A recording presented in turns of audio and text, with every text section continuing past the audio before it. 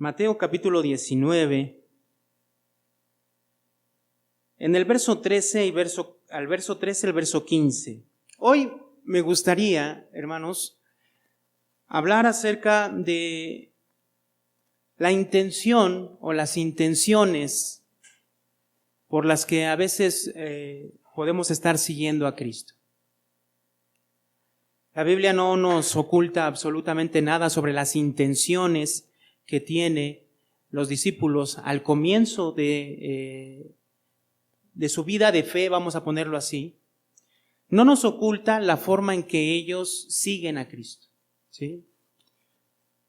Y entonces debemos de aprender, hermanos, acerca de estos ejemplos que nos da la Biblia. ¿Y por qué están aquí? Pues obviamente para que nosotros aprendamos. Vamos a leer solamente estos 3 versos y vamos a explicar gran parte del capítulo 19 y vamos a abarcar también el capítulo 20, ¿sí? ¿Por qué? Porque cuando nosotros seguimos a Cristo, hermanos, gran parte de la motivación por la que seguimos a Cristo es por la recompensa que podemos tener.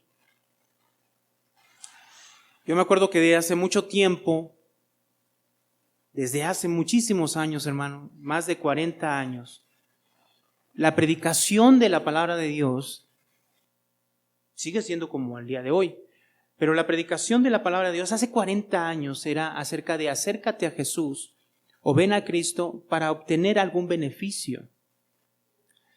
A la gente se le decía que sus problemas, cualquiera que éstas sean, ¿verdad? Cuando alguien decía problemas, pues la gente tiene problemas, ¿no? Y problemas de todo tipo, índole, color, sabor. Chicos grandes, de cualquiera, si tú le dices a alguien, pues Cristo va a solucionar tu problema, pues la gente inmediatamente relaciona su vida. Y entonces venían a Cristo, aceptaban a Cristo, buscaban a Cristo para solucionar sus problemas. Entonces, el motivo de seguir a Cristo era por la recompensa por la cual Dios te daba cuando tú lo seguías. A través de estos pasajes vamos a descubrir la intención de los discípulos de seguir a Cristo, pero al mismo tiempo la recompensa que ellos buscaban. Esa recompensa que ellos buscaban, hermanos, no satisfacía, en cierta manera, la recompensa que Jesús les daba a ellos, sino siempre ellos querían algo más. Y entonces ahí está el detalle, el problema siempre. ¿Por qué? Porque siempre buscamos algo más y se nos hace insuficiente, insatisfactorio, si podemos decirlo así, lo que Jesús nos ofrece. Ahora, a través de esto, también vamos a ver por qué ellos pensaban así. El por qué.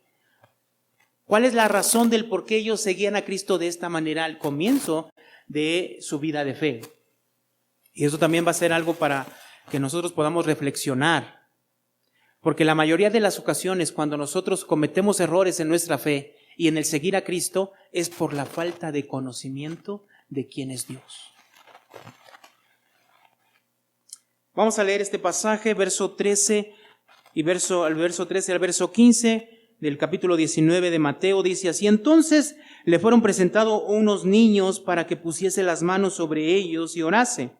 Y los discípulos le reprendieron.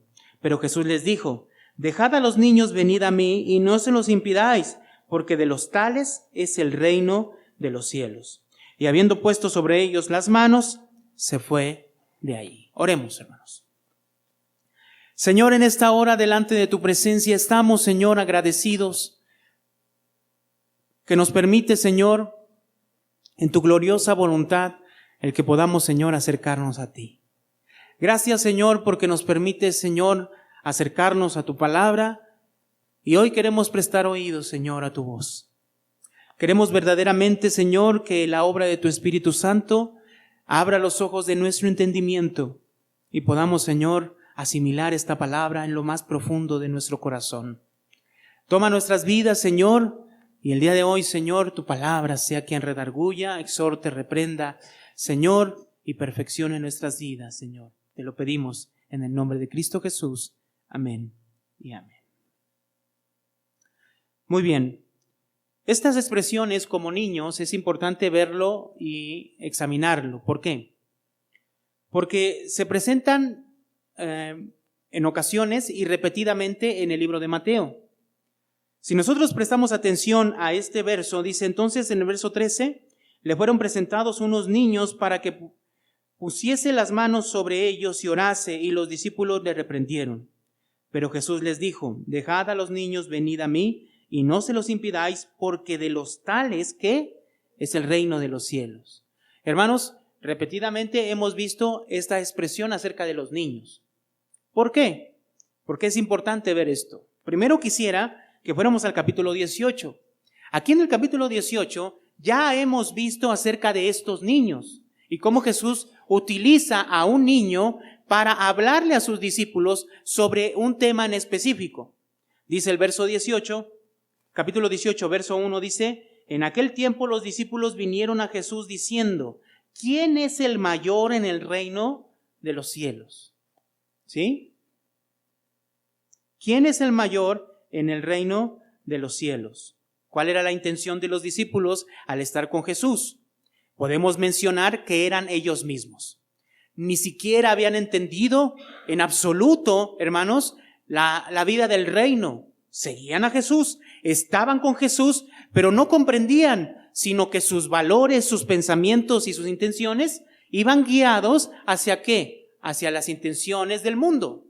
Para el mundo, el ser el mejor y el mayor implica quién me sirve.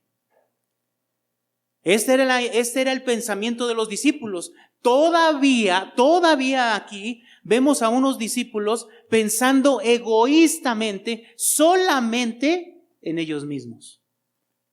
Ahora, si vamos en el verso 2, dice, y llamando Jesús a un niño, lo puso en medio de ellos, puso a un niño. En el verso 3 dijo, de cierto os digo, que si no os volvéis y os hacéis, ¿como qué? Como niños, no entraréis en el reino de los cielos. Hermanos, volverse como un niño, ¿qué significa? Si ellos estaban buscando quién era el mayor entre ellos en importancia, jerárquicamente hablando, ¿para qué? Obviamente la intención de ellos era tener poder sobre ¿quién? Sobre los demás, gobernar sobre los demás, que los demás les sirvieran, ese era el punto. Pero un niño en medio de ellos como adultos, en el contexto judío, era todavía un niño, ni siquiera, hermanos, formaba parte de la sociedad judía. Y en un segundo punto tenemos que entender a ese niño que en realidad un niño y un siervo, en ese momento, hermanos, no había diferencia. En realidad los niños estaban para servir a los adultos. Ellos entendían perfectamente, hermanos, que tenían que dejar de pensar en sí mismos y pensar como un niño. O sea, en otras palabras, no significa quién es mayor para que me sirvan, sino yo debo de servir. Pero es interesante que no es la única vez que vemos esta parte, sino que también vemos en el capítulo 11 de Mateo cómo Jesús también habla de los niños.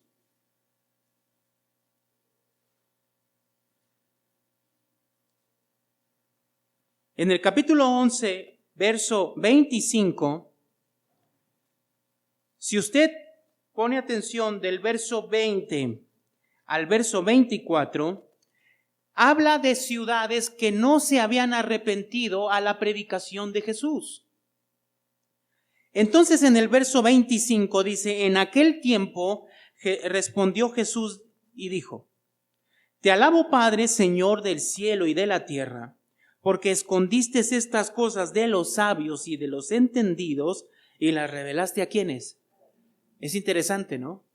Que utiliza esta expresión niños. Obviamente no está hablando de niños como personas. Entonces, recurrentemente, el Señor utiliza esa expresión de niños para dar a entender algo. Aquí la salvación a la que se refiere, el arrepentimiento al que se refiere Jesús, es dado ¿a quiénes? A los niños, ¿verdad?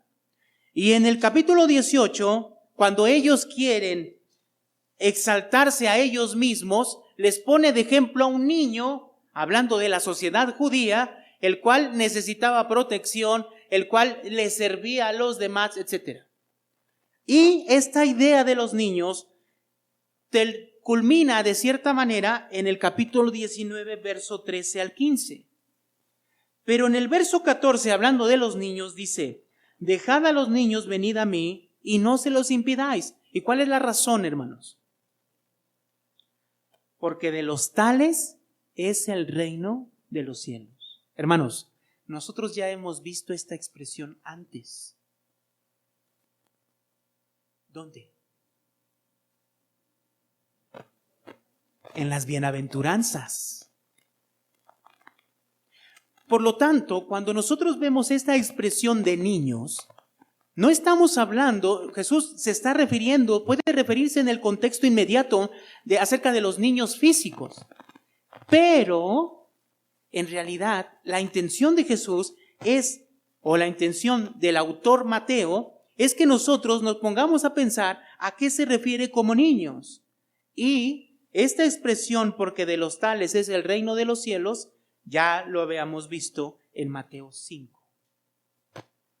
En el Sermón del Monte, hablando de las bienaventuranzas. O sea, estos niños son los bienaventurados. Mire el verso 3 dice. 5:3. Bienaventurados los pobres en espíritu. ¿Por qué? Entonces tenemos que comparar capítulo 19, verso 13 al 15 con las bienaventuranzas, con este bienaventurado. Ahora, mire el verso 10. Bienaventurados los que padecen persecución por causa de la justicia. ¿Por qué? Porque de ellos es el reino de los cielos. Nosotros cuando vimos las bienaventuranzas, vimos este bloque. Las bienaventuranzas es un solo bloque. Así como el fruto del Espíritu, hablando en el libro de Gálatas, es un fruto, las bienaventuranzas es una persona bienaventurada que tiene este carácter. ¿Cuál carácter? El carácter dice, bienaventurados los pobres en espíritu, porque de ellos es el reino de los cielos. ¿Y qué significa pobre en espíritu? Dijimos que es una persona que reconoce su miseria delante de Dios. Y al reconocer su miseria delante de Dios, clama por esa condición en la que está. Por eso la segunda bienaventuranza dice, bienaventurados los que lloran. Estamos hablando de que esa persona se da cuenta de la forma en que está, en su condición delante de Dios. Cosa que los discípulos todavía en ese momento no se daban cuenta. No sé si me estoy explicando. Ellos, ¿en dónde estaba su mirada? En las cosas de este mundo. ¿Quién era mayor? A ver, Jesús, ¿quién es mayor entre nosotros? ¿Quién va a ser el que va a gobernar contigo? Eso es lo que ellos, su mirada estaba presente en esas cosas. Mientras tanto, un corazón bienaventurado es ese corazón de niño. No sé si me explico.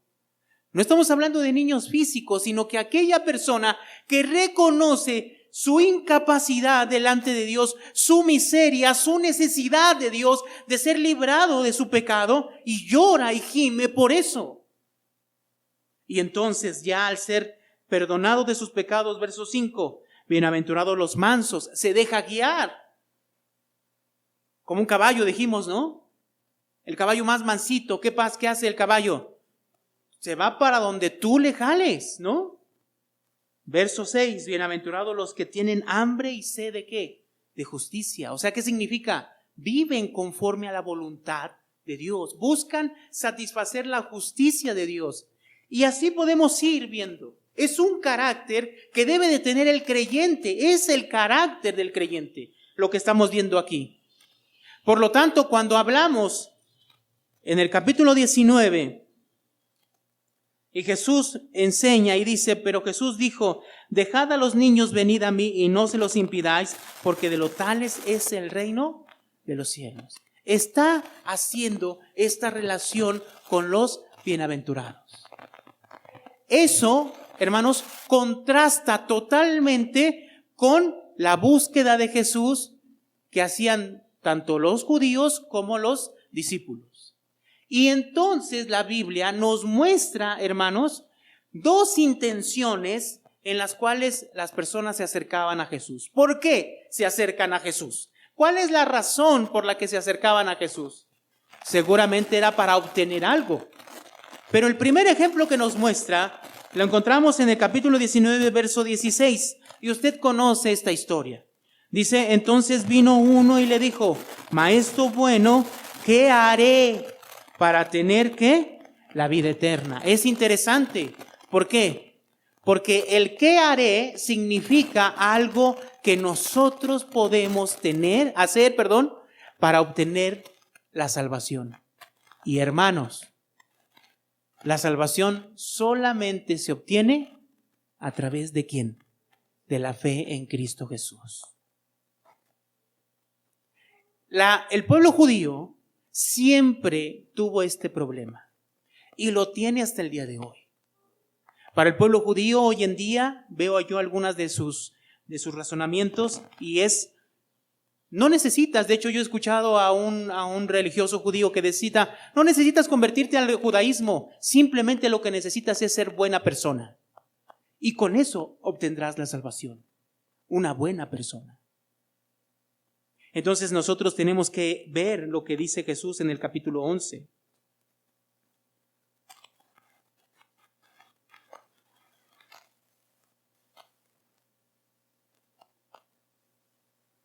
Capítulo 11 dice, ¿se acuerdan de que en el verso 25 hablaba de que se lo reveló a los niños? Este arrepentimiento. ¿Se acuerdan de la predicación de Juan el Bautista? ¿Cuál era, hermanos? Arrepentíos porque el reino de los cielos se ha acercado. ¿Y la predicación de Jesús cuál era? La misma. Arrepentíos porque el reino de los cielos se ha acercado. ¿Se acuerdan la razón por la que nuestro Señor Jesucristo hacía todos los milagros posibles? ¿Las sanidades posibles? ¿Cuál era la razón? ¿Se acuerdan? Lo explicamos. Para que la gente se diera cuenta que Él era, ¿quién? El Mesías prometido. Antes de ver este pasaje, quisiera que fuéramos al capítulo 8, hermanos, capítulo 9, de Mateo.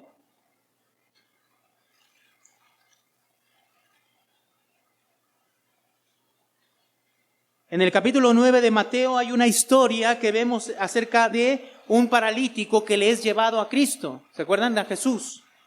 Y en el verso 2, dice, y sucedió que le trajeron a un paralítico tendido sobre una cama, y al ver Jesús la fe de ellos, dijo al paralítico, ten ánimo, hijo, ¿qué?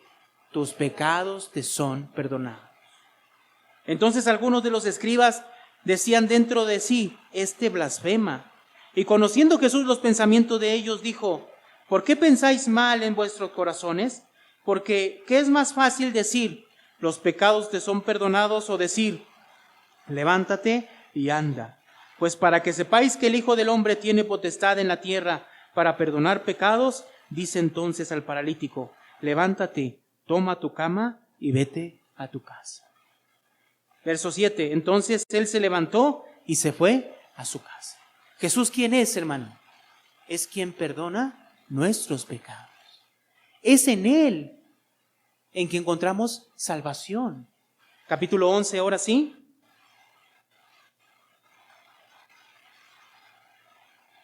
¿Qué dice en el verso 28? Dice, venid a mí todos los que estáis ¿qué? Trabajados y cargados, y yo os haré descansar. Llevar mi yugo sobre vosotros y aprended de mí, que soy manso y humilde de corazón, y hallaréis descanso para vuestras almas.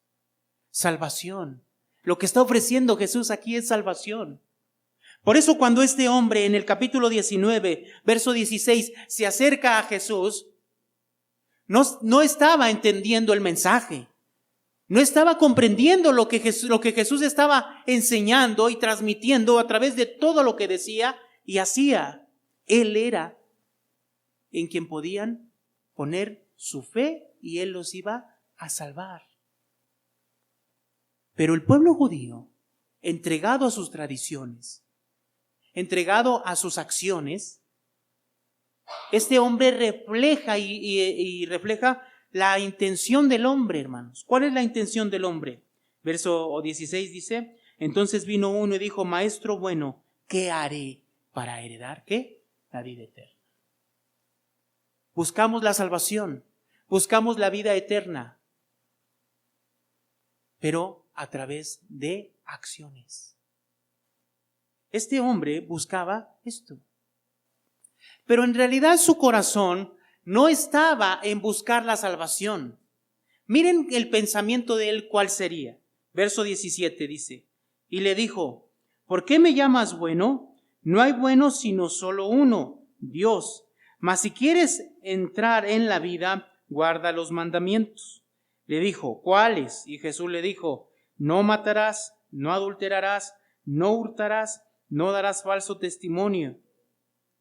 Verso 19: honra a tu padre y a tu madre y ama a tu prójimo como a ti mismo. Verso 21: Jesús le dijo: si quieres ser perfecto, vamos a leer el verso 20, todos juntos. Dice: el joven le dijo: todo esto lo he guardado desde mi juventud, ¿qué más me falta? ¿Qué significa esto, hermanos?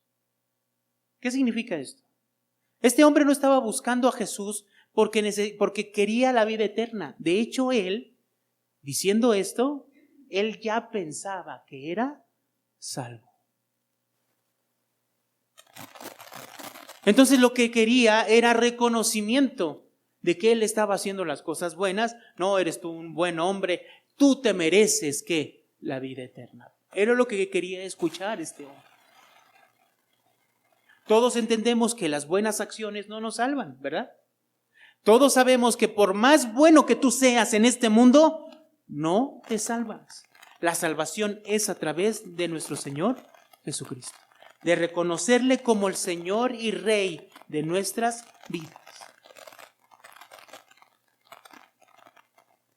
Esto lo podemos entender del pueblo judío, y este era el pensamiento del pueblo judío. Pero después de ahí, en el verso 22 dice: oyendo el joven estas palabras, se fue triste porque tenía muchas posesiones. Jesús, ¿qué le había dicho?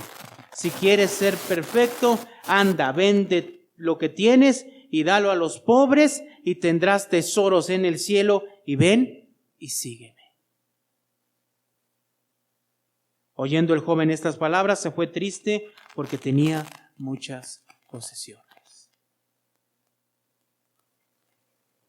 Verso 23. Entonces Jesús dijo a sus discípulos: de cierto os digo que difícilmente entrará un rico en el reino de los cielos.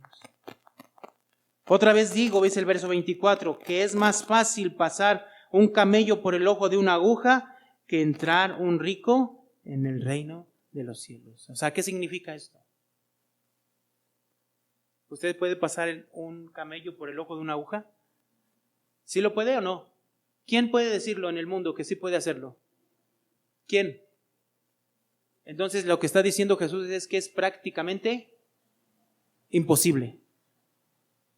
Pero en el verso 25 dice: sus discípulos, oyendo esto, se asombraron en gran manera, diciendo: ¿quién pues podrá ser salvo? ¿Sí se entiende? Jesús está hablando de la riqueza. Cuando dijo que los ricos no entrarán, entonces ellos dijeron ¿qué? Entonces, ¿quién va a ser salvo? O sea, ¿qué significa?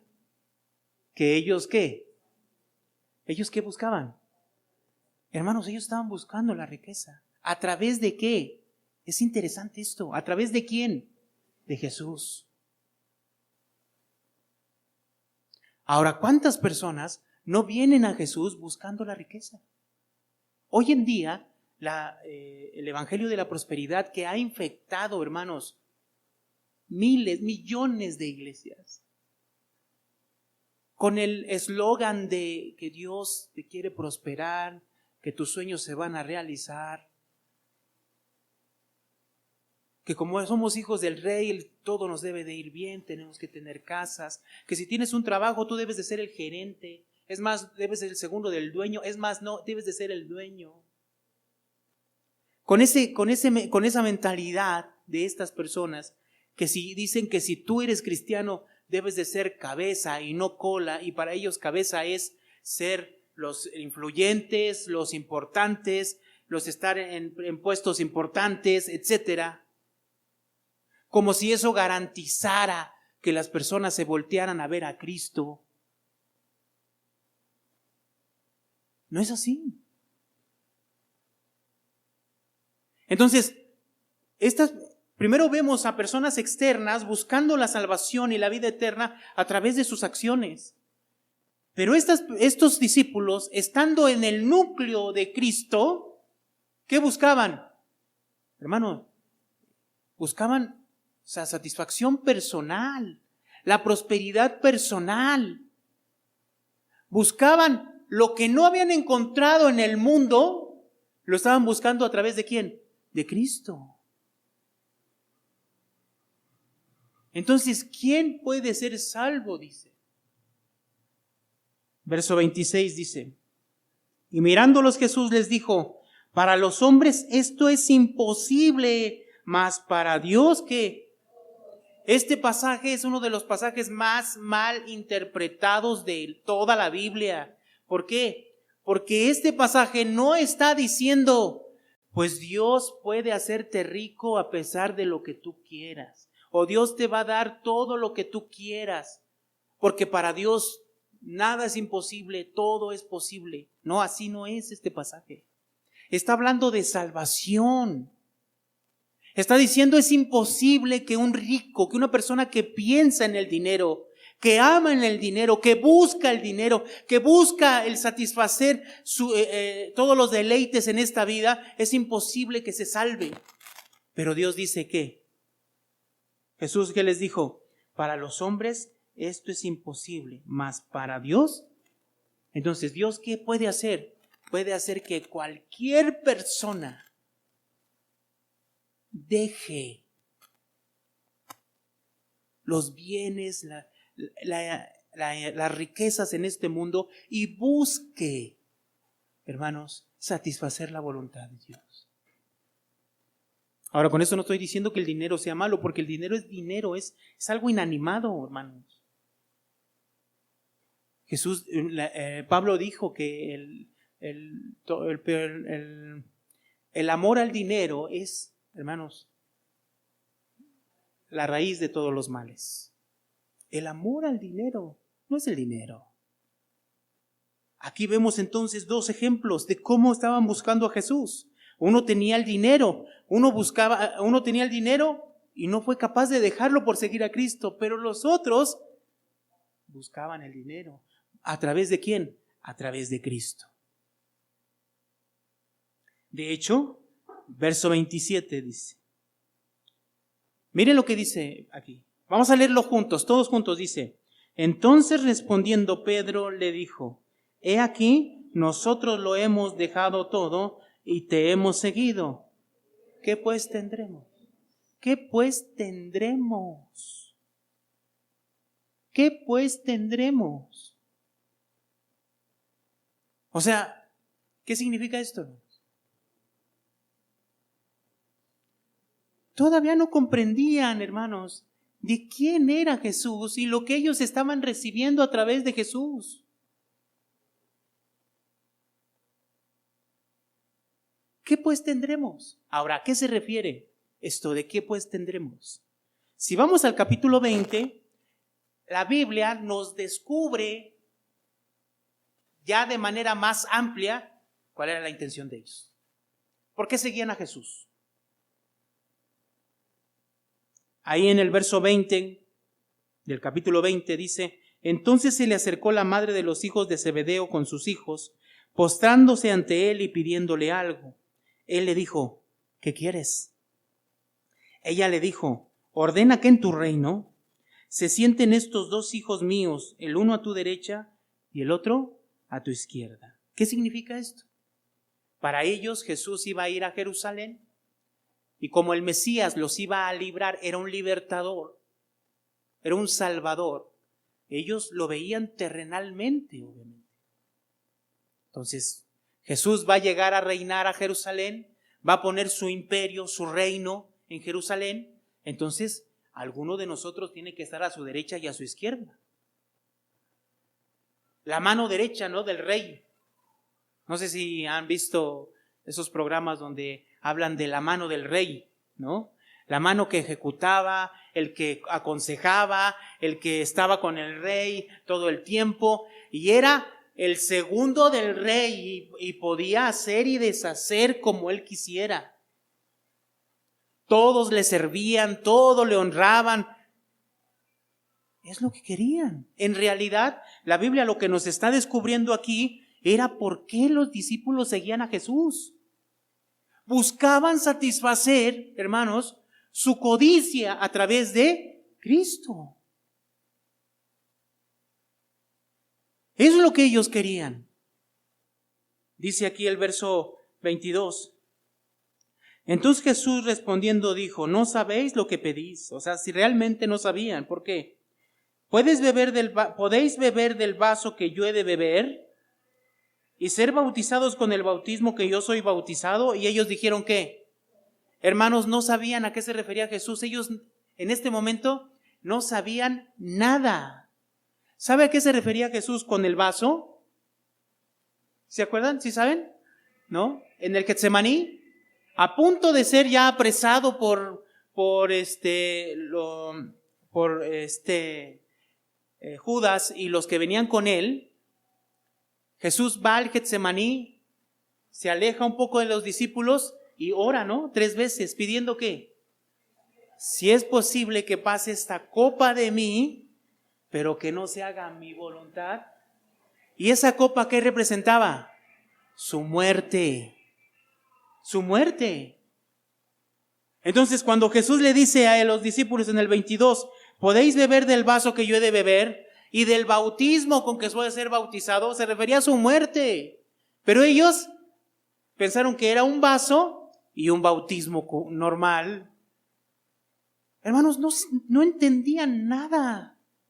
¿Sabe cómo expresa la Biblia su falta de entendimiento? Y esta es la razón por la que cuando seguimos a Cristo, lo seguimos de manera errónea. Ahora, cuando uno comienza en el Evangelio, puede ser que uno venga con estas intenciones. Y hermanos, nos muestra que una persona sin conocimiento de Dios, sin conocimiento de Jesús, puede estar buscando a través de Jesús algún bien personal, o que Dios nos cumpla algún sueño, o nos cumpla alguna necesidad, o que supla alguna necesidad. Dios es Dios y puede cumplir y suplir nuestras necesidades como Él quiere, ¿cierto? Pero la falta de entendimiento viene y es descubierta a través de Jesús desde el capítulo 16. Si me acompaña, por favor.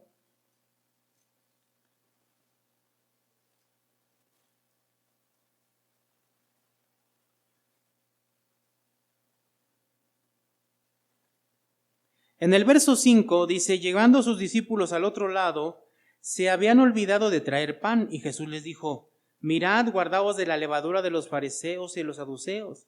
Y ellos pensando de sí, diciendo, esto dice porque no trajimos pan. Pero mire lo que dice el verso 8. Y entonces Jesús les dijo, ¿por qué pensáis dentro de vosotros, hombres de poca fe, que no tenéis pan? ¿Qué dice la Biblia? ¿Qué expresión utiliza Jesús para estos hombres? Hombres de poca fe. ¿Sabe qué significa eso en todo? Que no tenían idea, entendimiento de lo que Jesús estaba diciéndoles. No conocían a Jesús en realidad. Se los vuelve a decir en el capítulo 17. Capítulo 17.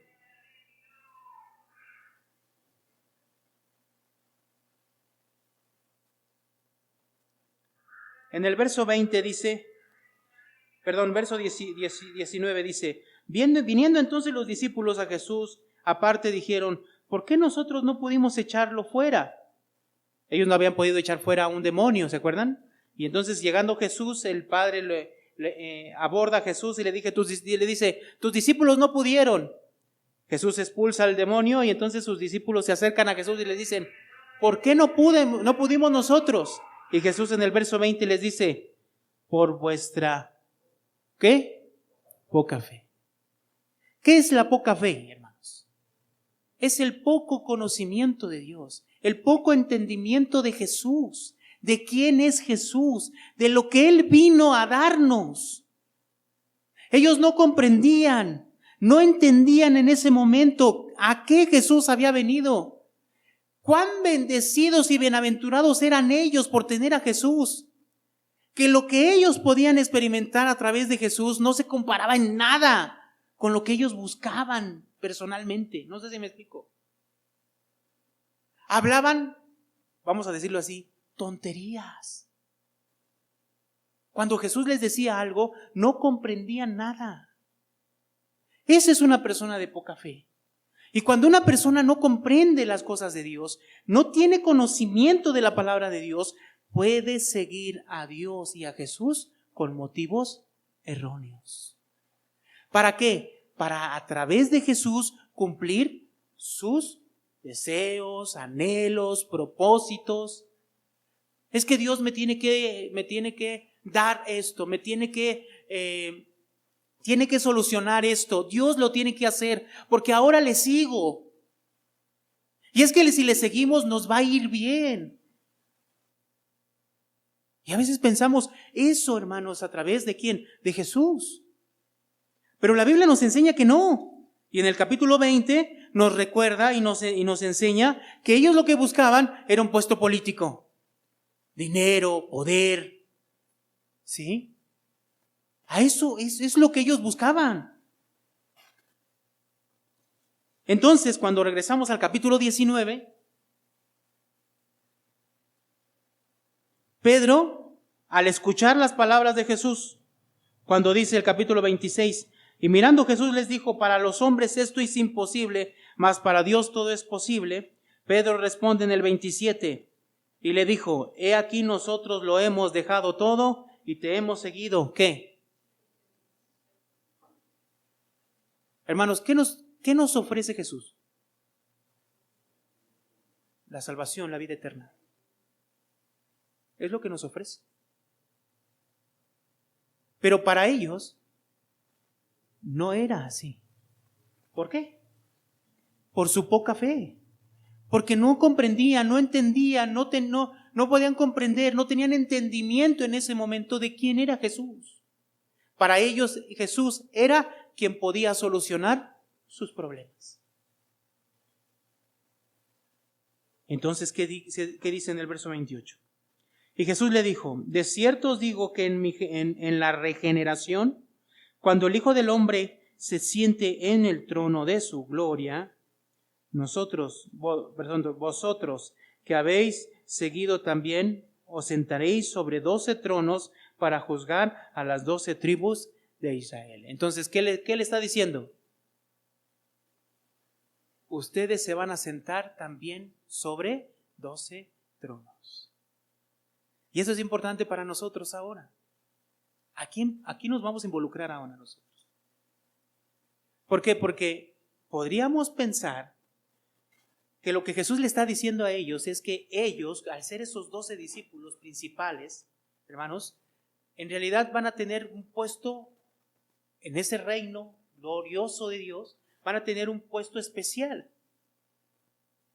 Pero, quisiera que me acompañara al libro de Apocalipsis capítulo 3. Dice que se van a sentar sobre 12 tronos, ¿se acuerdan? ¿Sí? Y van a juzgar, ¿no? Ahora, vamos a Apocalipsis capítulo 3. Y en Apocalipsis capítulo 3, lo que nos está mencionando la Escritura es acerca del mensaje de Jesucristo a las iglesias, a las 7 iglesias de Apocalipsis. ¿Sí se acuerdan? Estas 7 iglesias representan a toda la iglesia de todos los tiempos en todo lugar. ¿Sí? aquellas personas que han creído en Cristo Jesús. Y entonces, en esta iglesia, en la última iglesia, que es la iglesia de la Odisea, les dice aquí, verso 20 dice, he aquí, yo estoy a la puerta y llamo. O sea, ¿qué significa? Que esta iglesia, la forma en que estaba viviendo, hermanos, ya Jesús ya no estaba en la iglesia. Ya estaba fuera de la iglesia, tocándoles a la puerta. O sea, en otras palabras, arrepiéntanse. Lo que están haciendo está mal. Ahora dice aquí el verso 20, si alguno oye mi voz y abre la puerta, entraré a él y cenaré con él. Hermanos, está hablando de salvación. ¿Sí me explicó? Que Jesús llegue a la vida de esta persona. Es la salvación. En otras palabras, la forma de vida de esta iglesia que estaba mencionando aquí de la Odisea era una forma de vida que había expulsado a Cristo de la vida de las personas. Se decían cristianos o se decían iglesia, pero en realidad Jesús estaba tocándole a su vida diciendo, ábreme para poder ser salvo. Pero quiero que vea el 21. Al que venciere, o sea, al que abriere la puerta, al que me recibiere, dice Jesús, le daré que se siente conmigo. ¿Dónde? Ah, caray. ¿A quién también le prometió tronos? A los 12, ¿se acuerdan? Bueno, les habló a los 12, ¿sí o no? Entonces, ¿cuántos tronos hay en el cielo? Porque unos va a ser para los 12. Y aquí, ¿qué les dice? Le daré que se siente conmigo, ¿dónde? En mi trono. Hermanos, ¿qué tan grande puede ser el trono para que quepamos todos nosotros? ¿Cómo tenemos que entender esto? Dice aquí, así como yo he vencido y me he sentado con mi Padre en su... ¿Dónde? Entonces Jesús se sentó en el trono del Padre. ¿Y qué nos ofrece aquí? A los que venzan. Que también nosotros vamos a estar sentados. ¿Dónde? Entonces,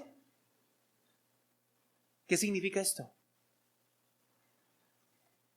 Significa que la recompensa por seguir a Jesús es la misma tanto para los 12 discípulos como para nosotros.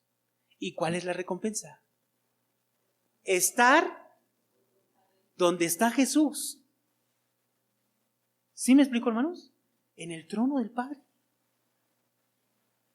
Ahora, esta es la recompensa. En otras palabras, es la salvación, la gloria que Dios nos llama a nosotros. Eso supera por mucho las cosas de este mundo, hermanos. ¿Sí me explicó? Si no entendemos eso, ok, sí, necesitamos las cosas de este mundo para vivir. Eso lo sabe el Padre, ¿sí o no? Jesús dijo, buscad primeramente el reino de los cielos y su justicia, y todas estas cosas os serán añadidas. Y yo dije, y dijimos ese día que enseñamos ese texto. ¿Qué está diciendo ese texto? No está diciendo, bueno, voy a hacer las cosas de Dios porque sé que Él me va a suplir y me va a dar más que inclusive la gente del mundo. No. Si Dios nos va a dar las cosas añadidas, o las añadiduras, es para que nosotros sigamos buscando primeramente ¿qué? El reino de Dios. Nosotros no buscamos el reino de Dios para que Dios nos dé las cosas añadidas. No sé si me explico. Ese sería erróneo. Si no buscamos primero a Dios porque le amamos, porque queremos satisfacer su voluntad, y Él se va a encargar de suplir nuestras necesidades para que nosotros podamos y sigamos buscando su reino. Y la recompensa es eso. Es la salvación que Dios nos promete. Es el lugar donde vamos a estar todos. Por eso le dice, regresamos a Mateo.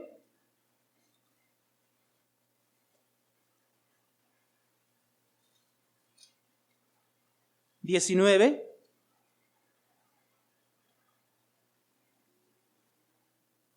Mire lo que dice el verso 28. De cierto os digo que en la regeneración, cuando el Hijo del Hombre se siente en el trono de su gloria, vosotros que me habéis seguido, también os sentaréis sobre 12 tronos para juzgar a las 12 tribus de Israel. Entonces ellos van a tener tronos y nosotros también vamos a estar en el trono. Entonces, ¿qué significa? Todos vamos a estar en ese lugar. Pero para reforzar esta idea acerca de la recompensa, en el capítulo 20, verso 1, hoy meditábamos este pasaje. Solamente Mateo tiene esta parábola, hermanos. Y hay que poner mucha atención sobre el mensaje que enseña. Dice el verso 1, porque el reino de los cielos es semejante a un hombre, padre de familia, que salió por la mañana a contratar obreros para su viña. Y habiendo convenido con los obreros un denario al día, los envió a su viña. Saliendo cerca de la hora tercera del día, vino a otros que estaban en la plaza desocupados, y les dijo: id también vosotros a mi viña, y os daré lo que sea justo. Y ellos fueron. Salió otra vez cerca de la hora sexta y novena, e hizo lo mismo. Y saliendo cerca de la hora 11, halló a otros que estaban desocupados, y les dijo: ¿por qué estáis aquí todo el día desocupados? Le dijeron: porque nadie nos ha contratado. Él les dijo: id también vosotros a la viña, y recibiréis lo que sea justo. Cuando llegó la noche, el señor de la viña dijo a su mayordomo: llama a los obreros y págales el jornal, comenzando desde los postreros hasta ¿quiénes? Hasta los primeros. Y al venir los que habían oído cerca de la hora 11, recibieron cada uno, ¿qué, hermano? Un denario. Al venir también los primeros, pensando que habían de recibir más, pero también ellos recibieron cada uno, ¿qué? Un denario. Al recibirlo, murmuraban contra el padre de familia diciendo: estos postreros han trabajado una sola hora y los han hecho iguales a nosotros, que hemos soportado la carga y el calor del día. Él respondiendo dijo a uno de ellos: dijo a uno de ellos: amigo, no te hago agravio. ¿No conviniste conmigo en un denario?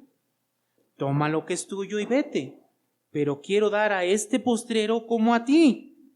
¿No me es lícito hacer lo que quiero con lo mío?